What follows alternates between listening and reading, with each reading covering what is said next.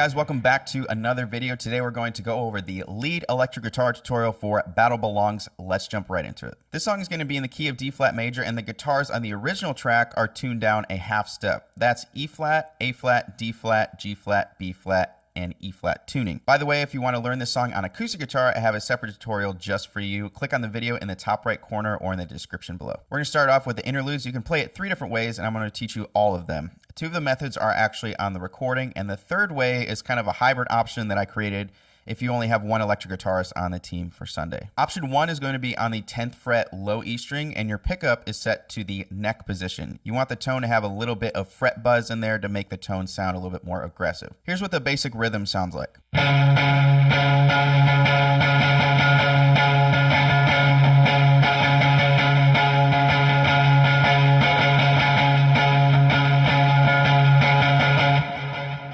Next, you're going to play the 15th fret down to the 14th fret E string and then back to the 10th fret. Here's what that sounds like in context.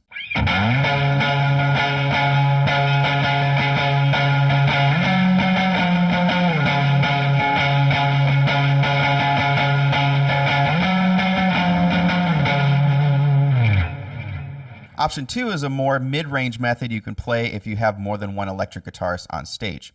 It's going to be an octave on the 7th fret G and 10th fret E strings. Then you're going to add your pinky to the 10th fret B string, resolve to bar the 7th fret B string, add your middle finger to the 8th fret B string, and then back to the 7th fret. Here's what that sounds like in context, and then I'm going to play it slowly for you.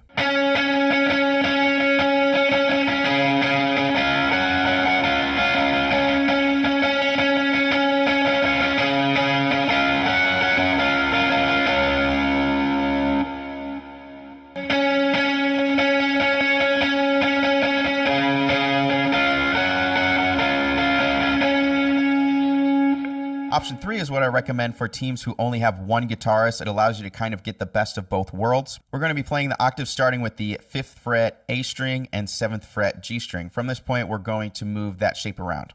You're going to move your first finger to the 10th fret A string and then down to the 9th fret A string and then resolve back down to the 5th fret A string. Here's what that sounds like in context.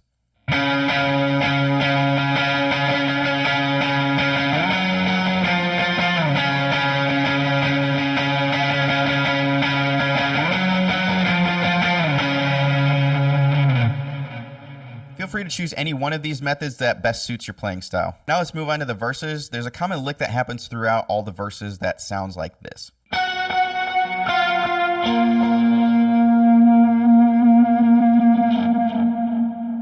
Now there are a couple different stacks on the original recording that you can choose from to play in a live environment. The first one that I want to cover uses a slide starting on the 12th fret down to the 11th fret, resolving to the 7th fret, all on the G string. The first 2 notes are picked, and then don't pick the last note. Also, adding a ton of reverb and delay helps this guitar part really come to life.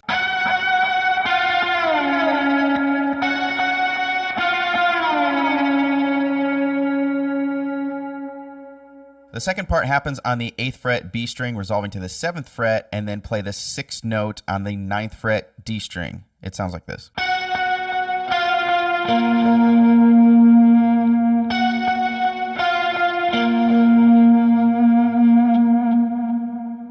You can always add more lift in verse 2 by adding this in between those ideas. Here's what it sounds like.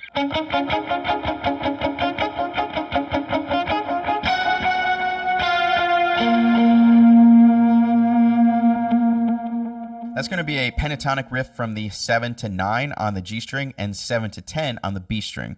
From there, it's just a matter of moving down the scale back to where you started. If you want to dive deeper and learn this song for Sunday, you should totally check out the Battle Belongs Survival Kit. This course comes with a complete lead guitar lesson, rhythm guitar lesson, and acoustic guitar lesson. In addition, I've included tabs to help you get started with learning how to play this song with guitar profiles in all song keys. Lastly, I've included the electric and acoustic guitar patches for the Line 6 Helix, HX Stomp, HX Effects, and Pod Go. So if you don't have any of these units, don't worry, I've got you covered as well. Included is a module where I break down the pedal and amp settings you'll need to completely nail the song. The link is down below in the description or in the top right corner. Moving on to the chorus lead parts, we're going to start it off all the way on the 20th fret B string. Rhythm-wise, you're going to be following the vocal for this lead part. Next, it's the 17th fret E string, then 19th fret G string.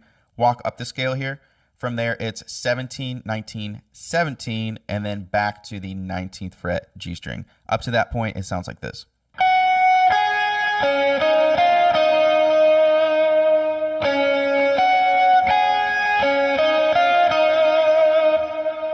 From there, you're playing the same thing, only this time you're following the melody of the hook of the chorus. I'll play it in context so you can get a feel for it.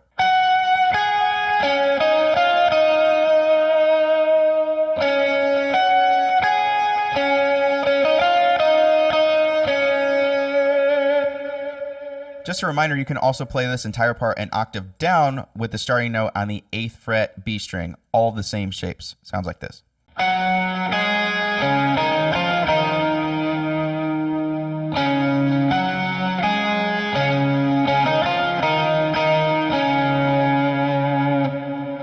Moving on to the bridge is going to be a picking pattern that's outlining the chord progression.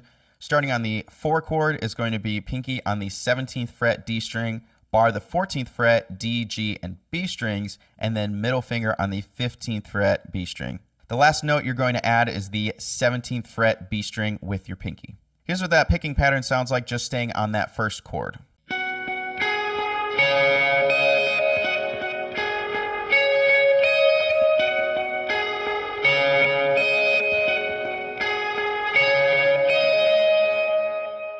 Now play that exact same shape, but resolve to the 15th fret D string. It sounds like this.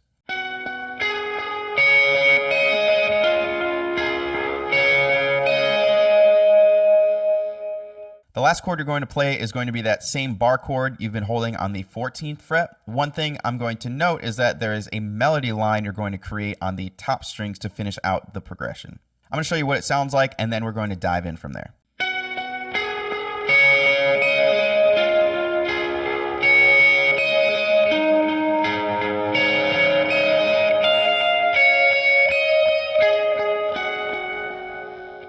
The notes you're going to add are the 14th fret E string, which you should already be barring, 15, 17 B string, and 14th fret G string. The best way to remember this pattern is to play this section over and over and over until you finally get it.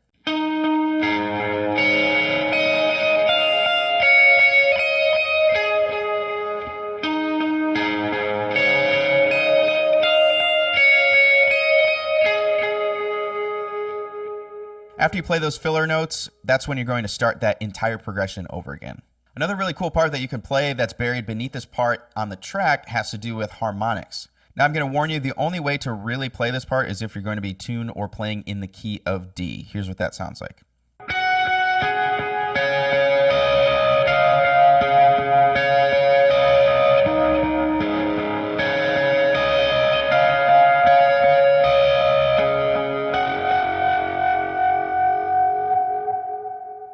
It's going to be a 12th fret chime on the G string, 7th fret D string, 7th fret G string, and then 12th fret high E string. Then from there, it's 7th fret B string, D, then G, then 12th fret E string. Up to that point, it sounds like this.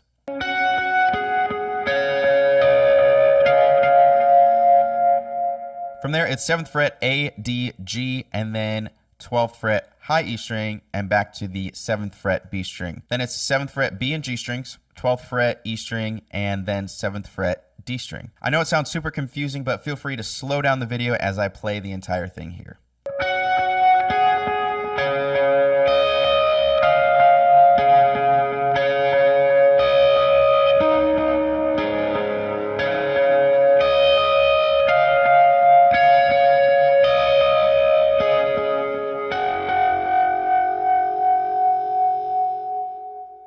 To hear what these guitar parts sound like in context, click here to watch the next video.